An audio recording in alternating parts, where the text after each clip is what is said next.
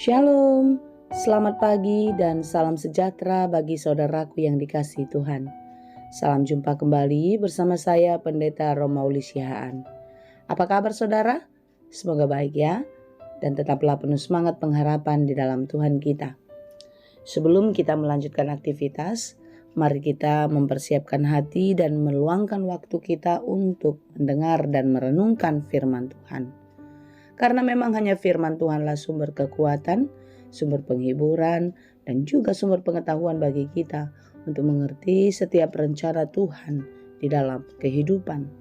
Marilah kita berdoa. Ya Allah Bapa yang Maha Baik yang kami sembah di dalam Yesus Kristus, puji dan syukur kepadamu Tuhan untuk hari baru yang Tuhan berikan bagi kami.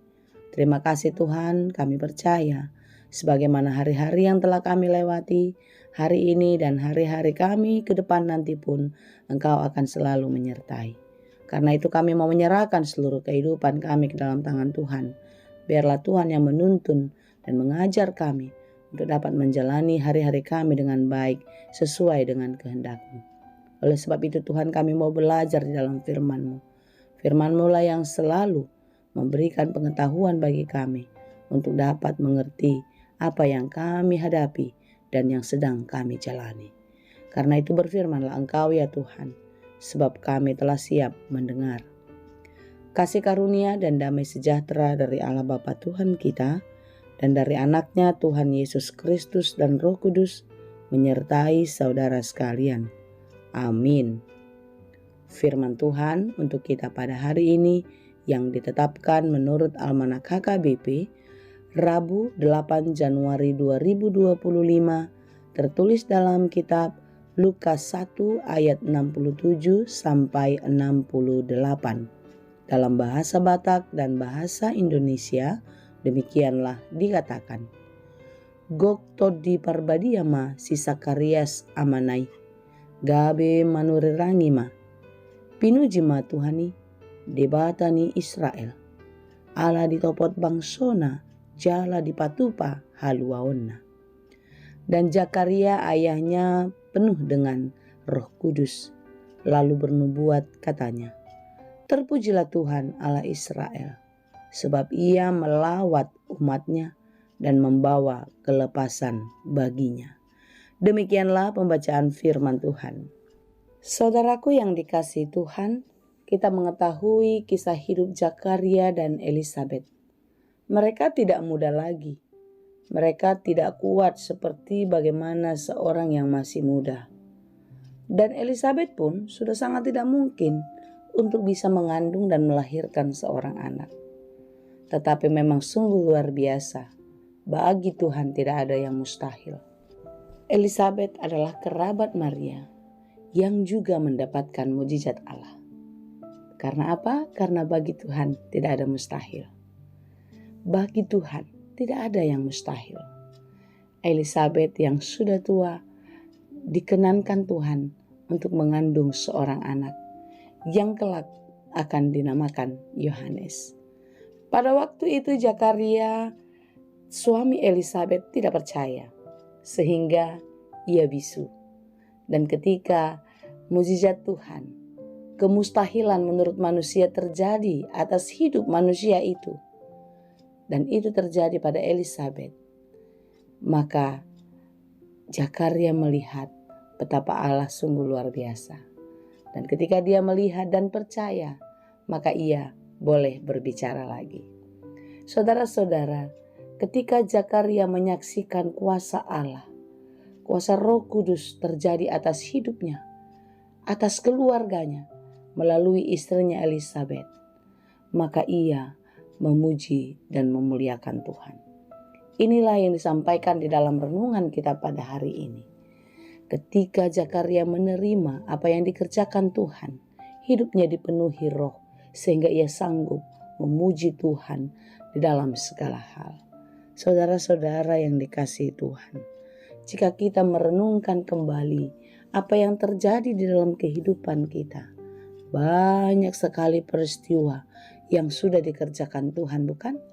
Banyak mujizat dan kebaikan-kebaikan Tuhan yang diberikan kepada kita. Oleh sebab itu saudara-saudara, mari kita belajar seperti Zakaria.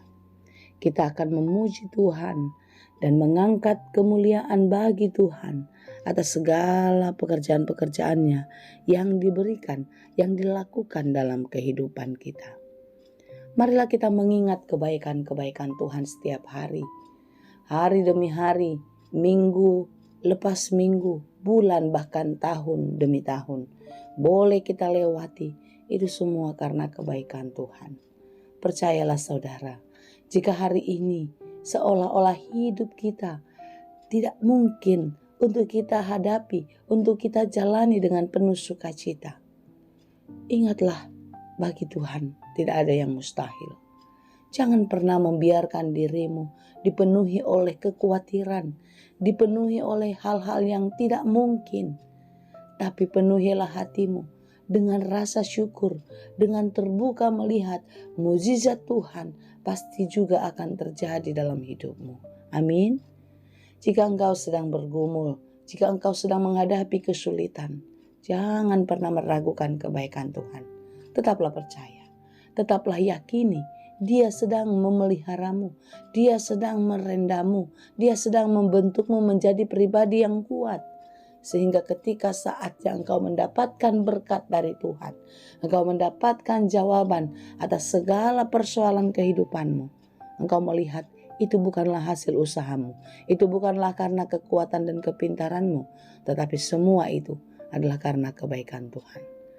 Karena itu saudara, jika engkau sedang berduka cita, jangan pernah mengandalkan kekuatanmu untuk bisa keluar dari penderitaan, untuk bisa keluar lepas dari rasa sakit, kesedihan yang mendalam. Tetapi berserahlah kepada Tuhan, karena Tuhanlah penghiburan yang sejati. Jika kita pergi mencari penghiburan, jika pergi mencari kekuatan di luar daripada Tuhan, yakinlah saudara, itu hanya sementara, itu sebentar saja dan akan sia-sia. Karena kedukaan itu akan datang kembali, penderitaan itu akan terus silih berganti. Kapan kita akan bahagia? Oleh sebab itu, mari kita menyerahkan seluruh kehidupan kita kepada Tuhan. Jika Tuhan yang mengendalikan, jika Tuhan yang memelihara kehidupan kita, kapanpun kesulitan itu datang, kapanpun penderitaan, kedukaan itu terjadi, kita akan dikuatkan. Kita akan dimampukan menjalani hidup kita dengan penuh iman kepadanya. Oleh sebab itu saudara-saudara, mari kita kembali seperti Zakaria. Kita belajar dari kehidupannya agar kita percaya. Jangan pernah meragukan kebaikan Tuhan. Mukjizat Tuhan melebihi dari ekspektasi kita.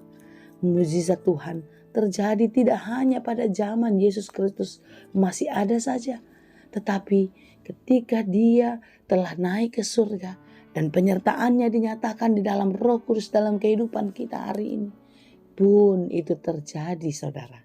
Mukjizat Tuhan selalu ada ketika kita tetap percaya dan setia kepadanya. Karena itu, pujilah Tuhan dan teruslah memuliakan Dia di dalam kehidupanmu.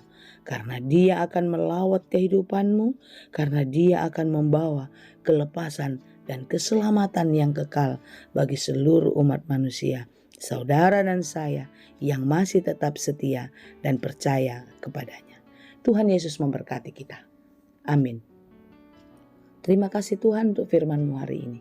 Terima kasih Tuhan untuk pembelajaran iman yang terus kami dapatkan melalui orang-orang yang telah mendahului kami, yang kami dapat di dalam firman-Mu. Bapa, ajarilah kami untuk terus merindukan Tuhan, merindukan pengajaran-Mu di dalam kehidupan kami melalui firman-Mu setiap hari. Biarlah kami setiap hari rajin dan terus taat belajar di dalam firman Tuhan. Karena firman-Mu lah sumber kekuatan, penghiburan bagi kami. Berkati kami hari ini dalam segala pekerjaan kami. Tuhan menolong kami melakukannya dengan baik di dalam takut akan Tuhan. Sehingga kami dapat menerima dan merasakan berkat-berkat Tuhan terjadi atas kehidupan kami. Terima kasih Bapa, kami serahkan keluarga kami, orang-orang yang kami kasihi, biarlah Engkau yang memberkati hari ini dan sampai Maranatha nanti. Dalam Yesus Kristus kami berdoa. Anugerah Tuhan kita Yesus Kristus, kasih karunia Allah Bapa dan persekutuan Roh Kudus, itulah kiranya yang menyertai dan memberkati kamu sekalian. Amin.